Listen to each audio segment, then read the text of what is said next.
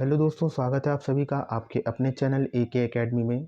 दोस्तों, टॉपिक हमारा चल रहा था जैन धर्म, जैनिज़्म, जिसमें हम लोगों ने पहली और दूसरी क्लास को फिनिश कर लिया था। अभी तक दोस्तों हम लोगों ने पढ़ लिया था कि जैन धर्म में 24 धर्म गुरु हुए जिनको तीर्थकर कहा गया। जैन धर्म के प्रथम तीर्थकर का नाम ऋषभ देव था। जैन धर्म के 23वें तीर्थकर का नाम पार्श्वनाथ था। जैन धर्म के 24वें तीर्थकर का नाम वर्धमान महावीर था। ये अभी तक हम लोगों ने पढ़ लिया था। जो 23वें तीर्थकर थे, इन्होंने जैन धर्म में 4 महाव्रत दिए। फिर इनके बाद जो है महावीर स्वामी आते हैं। महावीर स्वामी जो है 30 वर्ष की आयु में गृह त्याग कर दिया था इन्होंने। फिर इनकी मुलाकात जो है मखली गोसाल के साथ होती है और 6 वर्ष तक साथ रहने के बाद ये दोनों अलग हो जाते हैं। हम लोगों ने पढ़ लिया था लास्ट क्लास में। जब मखली गोसाल अलग होते हैं इनसे, तो इन्होंने एक नया धर्म के संस्थापक बने। ये इन्होंने नए धर्म की स्थापना की जिसका नाम आजीवक संप्रदाय था। आजीवक संप्रदाय की जब इन्होंने स्थापना की तो मगध का प्रसिद्ध शासक बिंदुसार इसका अनुयायी बना। 12 वर्षों की तपस्या के बाद जो महावीर स्वामी थे, इनको महाज्ञान की प्राप्ति हुई। और याद रखिएगा कि इनको महाज्ञान की प्राप्ति कहाँ हुई? रिजु पालिका नदी के तट के पास, यानी तट पर हुई। तो ये चीज़ें याद रखनी है। जिस तरह बौद्ध धर्म में जब हम लोगों को पढ़ाया गया था, यानी हम लोगों ने पढ़ा था कि बौद्ध धर्म में महाज्ञान की प्राप्ति जब होती है तो उसको निर्वाण कहा जाता है, और जैन धर्म में महाज्ञान की प्राप्ति को कैवल्य कहा जाता है। ये हम लोगों ने पढ़ लिया था। तो महावीर स्वामी को जब महाज्ञान की प्राप्ति हुई तो इनको कैवलिन के नाम से जाना जाने लगा।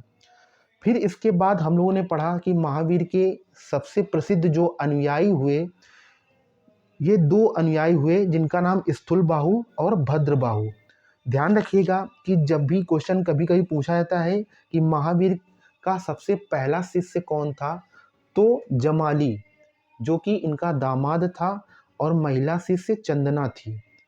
इनके प्रसिद्ध अनुयायियों की बात की जाए तो स्थूलबाहु और भद्रबाहु, ये दोनों इनके सबसे प्रसिद्ध अनुयायी हुए।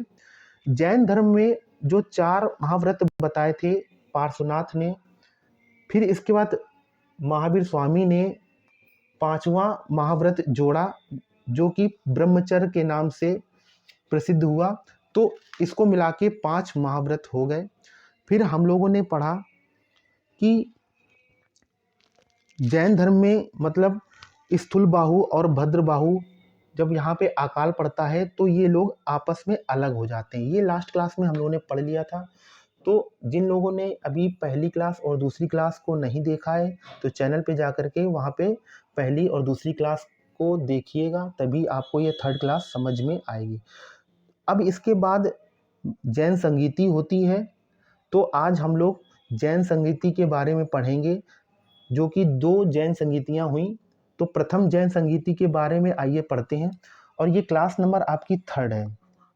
बात करें पार्ट नंबर, ये 3rd है, यानी क्लास तीसरी है, और आज ये अंतिम क्लास है जैन धर्म की। तो चलिए प्रथम जैन संगीति के बारे में पढ़ते हैं। First Jan council. तो यहाँ पे बताया गया है एक एक पॉइंट को कि प्रथम जैन संगीति का आयोजन चंद्रगुप्त मौर्य ने पाटलिपुत्र में कराया था। तो बिल्कुल इम्पॉर्टेंट है, एग्जाम में सीधे सीधे क्वेश्चन यहाँ से बनते हैं कि प्रथम जैन महासंगीति किसने करवाई थी? तो चंद्रगुप्त मौर्य ने पाटलिपुत्र में कराई थी, जिसका अध्यक्ष स्थूलभद्र था। याद रखिएगा। इस सभा में जैन धर्म का विभाजन 2 समुदायों में हुआ। यानी यहाँ पे पूछा जाता है कि कौन सी जैन संगीति में जैन धर्म का विभाजन हुआ, तो आप लोग बताएंगे प्रथम जैन महासंगीति में जैन धर्म का विभाजन 2 समुदायों में हो गया। तो आइए देखते हैं कौन कौन से इसके समुदाय बने। तो जैन धर्म का यहाँ पे 2 भागों में विभाजन हुआ। तो पहला होता है श्वेतांबर और दूसरा होता है दिगंबर। तो श्वेतांबर के बारे में दोस्तों पढ़ लेते हैं। श्वेतांबर में बताया गया, यानी एक हुए श्वेतांबर, दूसरे हुए दिगंबर। श्वेतांबर में स्थूल बाहु के अनुयायी कहलाए, यानी जो श्वेतांबर लोग थे, जो श्वेतांबर के अंतर्गत जो लोग आते थे, यह क्या कौन से हुए? स्थूल बाहु के अनुयायी कहलाते थे और मगध में ही रहते थे। यानी कहाँ पे रहते थे? मगध में ही रहते थे। ये केवल महावीर स्वामी की शिक्षाएं ही मानते थे।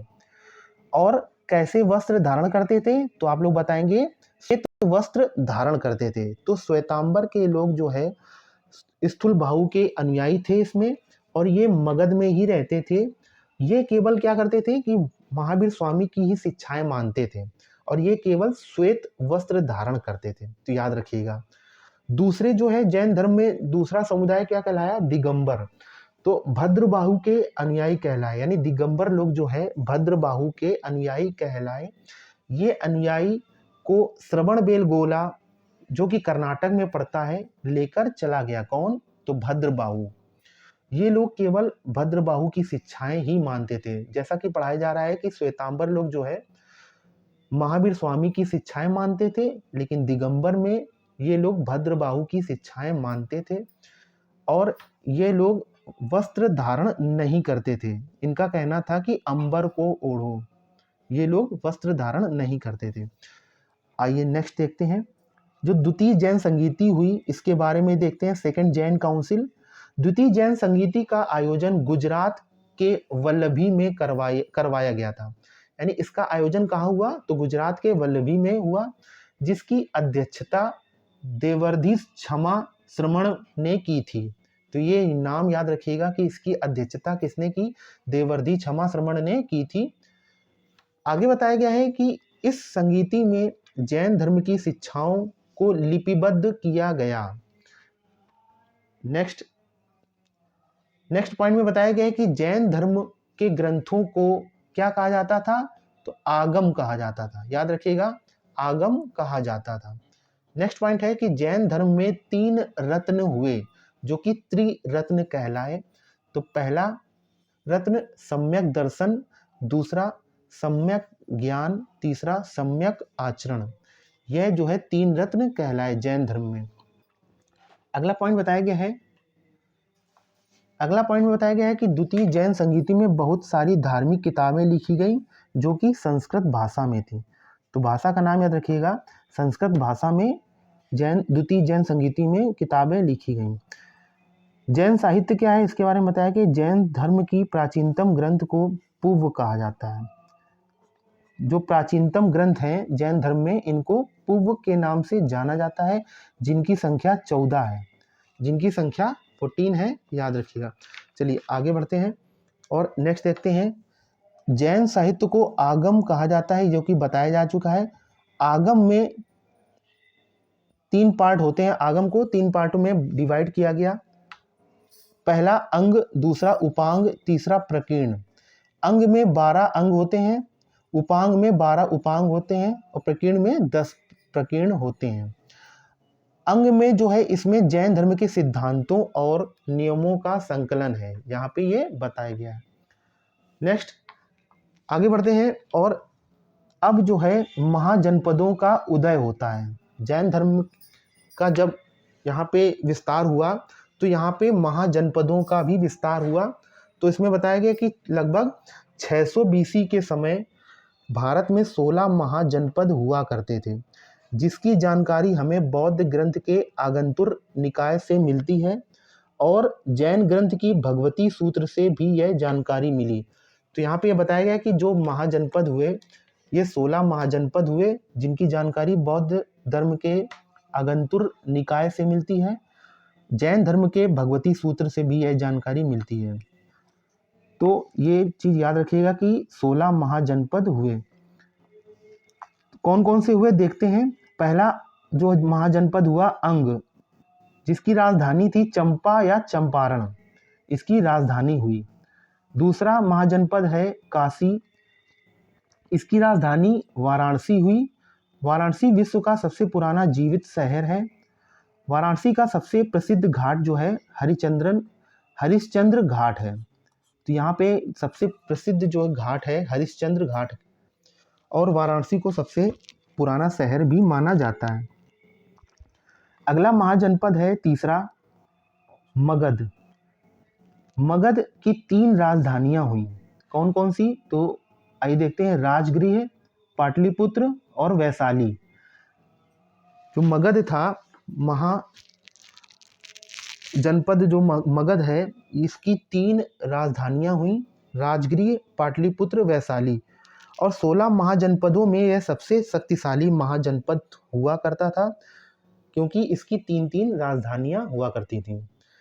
अगला महाजनपद है चौथा गांधार, जिसकी राजधानी तक्षशिला थी।